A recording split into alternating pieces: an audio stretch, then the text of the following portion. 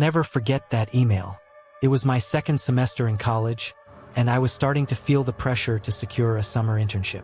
After all, everyone around me already had something lined up. So, when I received a message from a prestigious company I had been eyeing, I was in shock. They'd seen my profile on LinkedIn and were reaching out to interview me specifically for a position. The message was personalized, included details about my skills, and honestly, it seemed too good to be. The recruiter's name was Armin Slawinski, an executive who had apparently viewed my profile. Of course, I was thrilled. I read and reread the email multiple times, trying to process the fact that I had somehow caught the attention of such a big company. Without a second thought, I eagerly replied, excited to schedule the interview. But that's when things started to get weird.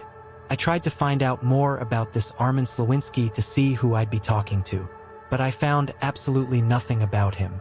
Nothing on LinkedIn, no social media, zero. How could someone of that level not have any online presence? I brushed off my doubts, thinking maybe he was just really private. Little did I know that email was not what it seemed. What should have been an amazing opportunity was about to turn into an experience I would never forget. When we finally agreed on a time, Armin sent me the location for the interview. That's when my stomach tightened for the first time. The address was for a cafe in Oakland, not Berkeley, where I had expected everything to happen. I found it odd. Berkeley has hundreds of cafes, so why would he invite me to a place so far out of the way? I thought about canceling, but this seemed like a once-in-a-lifetime chance, or at least that's what it felt like. The address seemed legitimate online, so I decided to stick with the plan. The day before, I mentioned to my friend Riley what was going down. He immediately raised an eyebrow. "Dude, that's kind of sketchy, don't you think?" he said. I agreed, of course, but I replied that it was an opportunity one couldn't pass up. Being the good friend he was, he insisted on driving me there. And honestly, that was the best decision I made. The next day, there I was, nervous as hell but confident. As we got close to the spot, I asked Riley to drop me off at the corner. I didn't want to show up to an interview with a friend driving me, you know? He laughed and said he'd hang around, no problem. But as soon as I got out of the car, something started to feel seriously off. I was at the right place, no doubt, but what stood in front of me wasn't a cafe. It was a construction site, a demolished building, dust everywhere. There was no sign of a cafe or any decent place for an interview. I stood there for a few seconds, trying to figure out if I was in the wrong spot. I double-checked the address, and no, this was it. Before I could pull out my phone to call Riley, a deep voice called my name. Mandrill! I quickly turned, and there he was, a ridiculously tall man, dressed in a spotless black suit. For a second, I felt relieved. Maybe this whole misunderstanding was about to be cleared up. He walked toward me with a confident smile, like the whole situation wasn't strange at all. Behind him, I saw a car parked. Not just any car, though, it was a Bentley, the kind you only see in movies. "Sorry about the mix-up," he said, shaking my hand firmly. I was surprised by the construction too. "But don't worry, we'll find another place for our interview." He gestured to the car and, with a casual nod, said, "Come on, hop in. We'll find somewhere better." For a moment, my mind froze. Everything felt wrong. But at the same time, there he was with this luxury car, wearing a suit that probably cost a small fortune. So, against my better judgment, I started walking toward the Bentley. That's when something stopped me. My eyes drifted to the back seat, and in the shadows, I saw a man. He was lying on the floor of the car, almost completely hidden, but not enough to go unnoticed. And in his hand, something metallic. I couldn't make out exactly what it was, but my whole body froze. This wasn't an interview. It was a trap. Without hesitation, I turned and ran as fast as I could. My heart pounded in my chest as I heard the man's voice shouting behind me, "Chuck, stop!" But I didn't stop. I didn't look back. I knew that if I did, the fear would paralyze me. I heard the Bentley's tires screeching behind me. He was chasing me. I knew there was no way I could outrun a car. Who can beat a car in a foot race? My legs were burning, but fear pushed me forward. Every corner I turned, the sound of the engine got closer. All I could think was, I need to find a place, any place. I made a sharp right turn without thinking, and at the end of the street, I spotted a building with a fire escape low enough to jump. Without hesitating, I sprinted toward it and leaped with everything I had. My fingers caught the edge of the ladder, and with a surge of adrenaline, I managed to pull myself up. My body screamed in exhaustion, but I forced myself to climb to the top. When I looked down, the Bentley had just turned the corner. The car stopped right in front of the building. There he was, the man sitting behind the wheel, staring up at me from inside the car. I knew he was trying to decide what to do. My heart pounded so hard I thought I might pass out.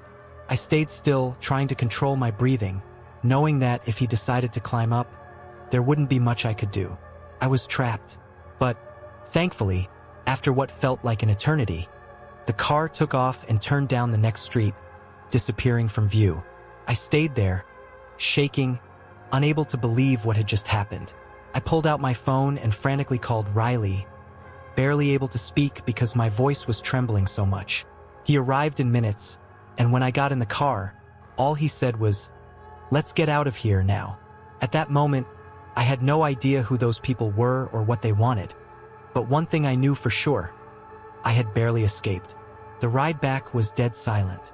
Riley, who always had something smart or stupid to say, just stared straight ahead at the road.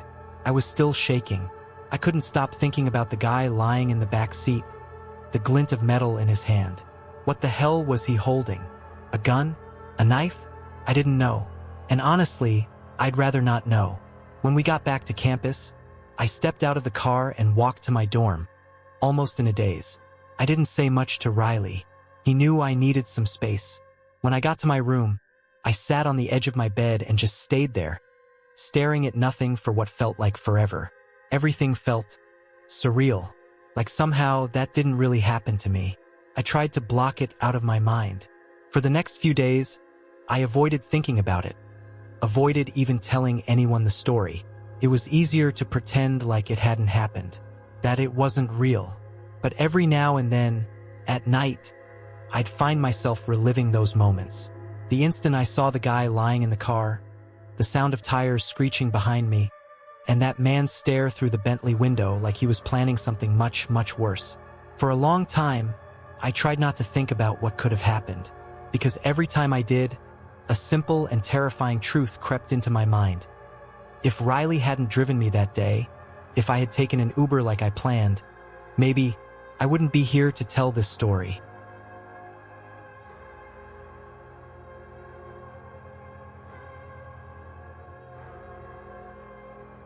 I remember the day I finally moved into my college dorm. That moment was supposed to be the beginning of a new chapter, full of excitement and expectations. My room was part of a Jack and Jill setup, which meant I shared a bathroom with 3 other guys. I had already met one of them during orientation, but my actual roommate? Well, he was a complete mystery until that point. Before the move, we had exchanged a few messages on Instagram, but honestly, those conversations left me with a weird feeling. He was distant, almost disconnected, and when I checked his profile, something about it immediately rubbed me the wrong way. He gave off those typical Discord mod vibes you see in those bizarre videos on TikTok or Instagram.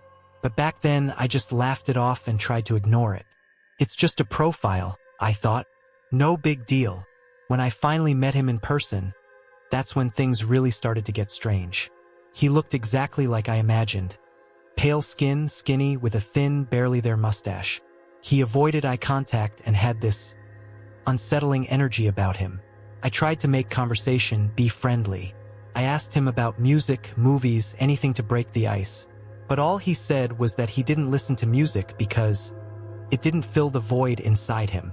I went quiet after that, not really knowing how to respond. But I quickly realized the real curiosity wasn't in how he talked. It was in what he did.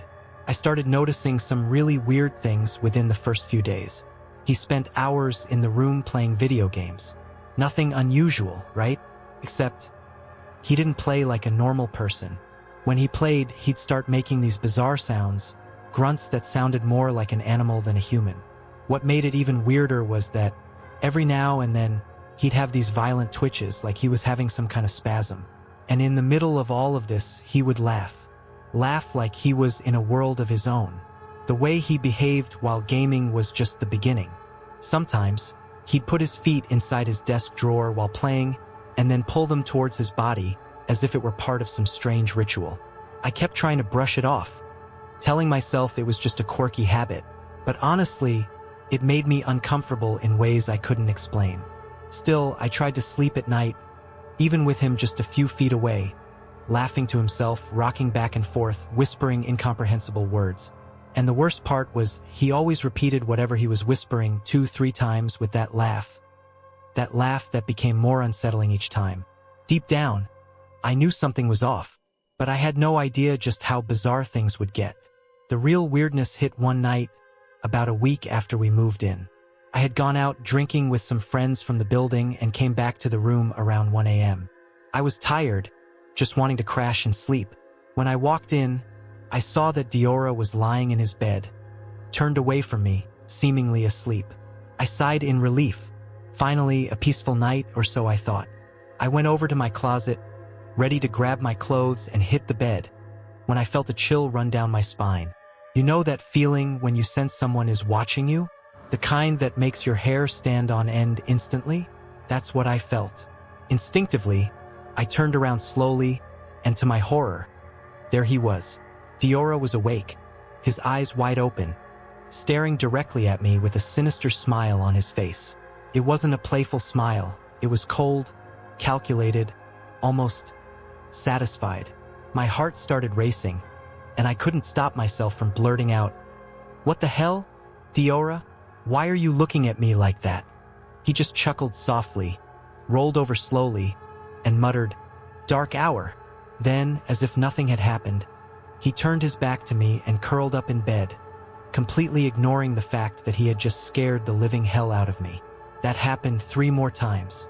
3 different nights, always the same way. I'd wake up or come back late, and there he was, with that disturbing smile on his face, watching me in the dark, saying things that made no sense. And honestly, each time it happened, I felt more trapped. There was no escaping it, and the worst part was no one seemed to understand just how weird things were getting. After a few weeks, my discomfort with Diora had turned into pure fear. I was on the verge of requesting a room change, but the university told me there were no available spaces. So I just dealt with it. But then one day I came back early from my English class. I opened the door, and Diora, who was sitting on his bed, jumped up in a panic. He asked why I was back so early, and that caught me off guard. My class had actually ended late, so his reaction made me even more suspicious. I brushed it off, thinking maybe he just wanted some alone time in the room, but he quickly denied it, twisting into this awkward pose that looked straight out of an anime, like he was trying to distract me. And then I saw it. There was a box on his desk. A box he clearly didn't want me to see. I tried to act like I didn't care, but a bad feeling was already creeping over me. Then, as I went to grab my iPhone charger, he clumsily knocked the box over. And that's when everything changed. A note with my name on it fell out first, and then came other items. Things that belonged to me. My mind froze for a moment. There on the floor were my headphones, a pair of my socks, my glasses, and a photo of me. A picture I had taken as a joke and thought no one else had. My heart started pounding, and I felt sick to my stomach. He quickly knelt down to gather everything, stammering some explanation that didn't make any sense. I stood there, shocked, trying to process what I was seeing. All I could do was shout, "Get out! Now!" He left the room without hesitation, and I stayed there, alone, trembling with fear and disgust. What was that? Why did he have those things? I immediately hid the box and sent a message to the RA, begging them to come and see what I had found. But for the time being, I was alone with what I had just discovered. I sat there, staring at that box, my heart beating so hard I could hear it in my ears. The feeling of disgust and fear was almost unbearable. I knew I should show that box to the RA first thing in the morning, but the thought of spending another night in that room terrified me. I tried to stay calm, hid the box at the bottom of my dirty laundry basket, hoping Diora wouldn't find it, and waited until the next day. When the RA finally arrived, I told him everything. The box, the items, Diora's weird behavior. He listened, but after looking around, he just shrugged. Without the box, it's hard to take any concrete action. We need evidence. My heart sank. I knew that without proof, it was going to be my word against his. And Diora? He acted like nothing had ever happened. He came back to the room that night as if it were just another normal day, with that same disturbing smile on his face. When he walked in, I looked straight at him and asked directly, "Where's the box?" He just stared at me with a blank expression and replied, "What box? I don't know what you're talking about."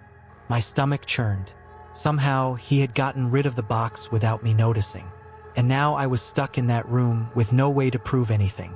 In the days that followed, my fear started turning into paranoia. I couldn't sleep properly, thinking about the things he'd taken, the socks, the photo, the random items. What was he going to do with them? Why did he even take those things from me? And more than that, what else was he capable of? I'm still living with Diora. Yeah, the semester is ongoing, and even after everything, I haven't been able to switch rooms.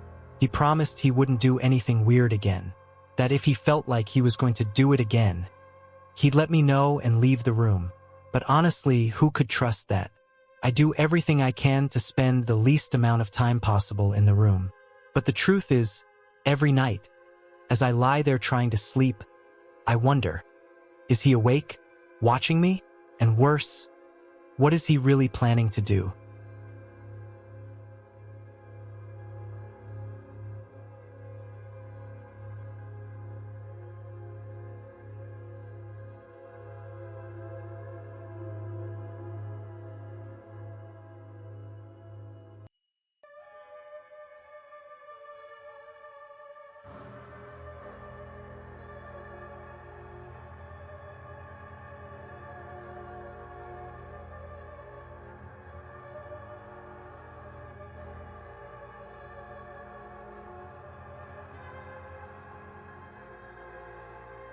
It was Halloween, and my campus was in complete chaos. I've always loved this time of year, but during a week of parties, things at my college got out of control. You know how it goes, right? Everyone in costume, hopping from party to party, drinking too much, getting into all kinds of trouble. That night, after a huge victory by our football team, things were especially wild. My friends and I were celebrating at a frat party off campus, the biggest one we'd ever heard of. We got there around 11 p.m., and as you can imagine, the place was packed. The music, the laughter, the shouting, it all blended together in a sea of people dancing and drinking. The energy was surreal. We were all having a blast, and I remember laughing so hard as we joked about the school we had crushed that day. I was with my friends, including Alexandra, who was dating one of the football players, and a few others. And that's when the chaos started. I was in the bathroom when I heard someone shout from outside the house, "Cops!" Panic hit instantly. It was like someone had flipped a switch, and suddenly, everyone started running. I barely had time to finish what I was doing before I got swept up in the crowd of people desperately trying to escape. By the time I made it out of the house, the street was filled with blue lights, sirens, and police cars. People were running in every direction, trying to avoid the cops, and in the middle of all of it, I realized I'd lost my friends, and worse, my phone was dead. Completely lost, with no way to find them. I knew I had to get out of there as fast as possible. The problem? I had no idea where I was. The neighborhood was far from campus, and the cold was biting into my skin like knives. Even though I was a bit drunk, I knew I had to pull myself together and try to find my way back. Alone, I started walking with no real sense of direction, just trying to put some distance between myself, the chaos of the party, and the cops. The cold was brutal, and even though I was wearing a light jacket, it was nowhere near enough. The temperature must have been close to freezing, and I could feel my hands and ears starting to go numb. I could barely think straight, still a little buzzed, but I knew I needed to find somewhere to warm up, even if just for a few minutes. That's when I saw a building in the distance. From far away, it looked like some kind of academic building, you know? Something that made me think it might be part of the campus, so I decided to head towards it. When I got closer, the door was unlocked. I rushed inside, relieved to finally be out of the cold. The place was dark, but there were enough exit signs glowing to light my way. For a moment, I felt safer. But then I started looking around and realized something was wrong. This wasn't an academic building. The walls were worn, the floor covered in dust, and there were pieces of wood scattered around. What I had thought was a safe place was actually some kind of warehouse or abandoned building. My first instinct was to leave. I went back to the door I had come through, but to my horror, it was locked. How the hell had it locked? I could still feel the adrenaline pumping through my body, but now it was mixed with a growing sense of dread. I started looking around for another exit when I decided to head toward a dimly lit exit sign in the back. That's when I realized I wasn't alone. The brief sense of safety I'd felt was quickly replaced with pure fear. I approached the door under the exit sign, hoping that, with any luck, it would lead me out of that creepy place. But when I pushed it open, instead of finding the street or a familiar hallway, I stepped into an even stranger room. A faint red light illuminated the space, and there were chains hanging from the ceiling, gently swaying as if they had just been touched. A low buzzing sound, coming from some kind of machine, echoed through the room. The whole atmosphere felt heavy, suffocating. I could barely breathe, and the only thought running through my head was, what the hell is this place? I tried to go back through the door I had entered, but to my horror, it was locked too. I was trapped. Panic started to set in. My heart was racing, and every little sound seemed to boom like thunder. That's when I heard it. First, a distant noise like a door closing. Then, footsteps. Heavy, slow, but clearly coming in my direction. My body froze for a second, my mind refusing to believe what was happening. But the footsteps were getting closer and closer, and reality hit me like a punch to the gut. I needed to hide. I looked around desperately, trying to find somewhere, anywhere, to hide. I spotted another door in the corner of the room, near the swaying chains. Without thinking twice, I ran over to it and slipped inside. The room was even smaller, filled with more chains and a strange steam that made the air feel suffocating. But I had no choice. Fear was driving me to move, even though everything inside me screamed to run. I crouched behind some boxes, trying to stay as quiet as possible. And then, I heard the door to the room creak open, and the footsteps. They were so close now. I was hiding behind the boxes, my heart pounding so hard I thought it might hurt.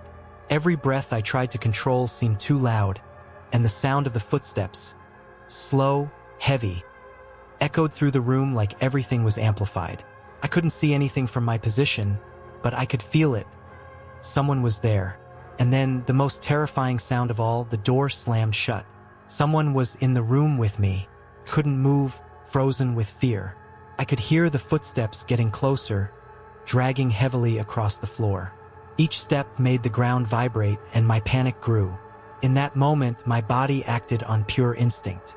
I saw a beam of light coming from a small, high window, and without thinking, I knew that was my only way out.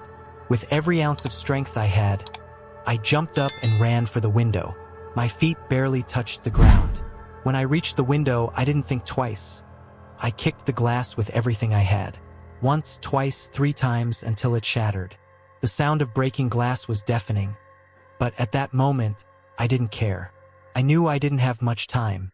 As soon as the glass broke, the footsteps sped up, and I heard the metallic clanking of chains being shoved aside with force. My heart was racing. There was no time to think, so I climbed up and threw myself through the window. I hadn't realized it at the time, but there was nearly a 10-foot drop on the other side. I fell hard onto some trash cans, pain shooting through my body, but I didn't have time to focus on it. I pushed myself away as quickly as I could and hid under some nearby trees. When I looked up, still dazed, I saw a figure. They were at the shattered window, looking out, searching for me.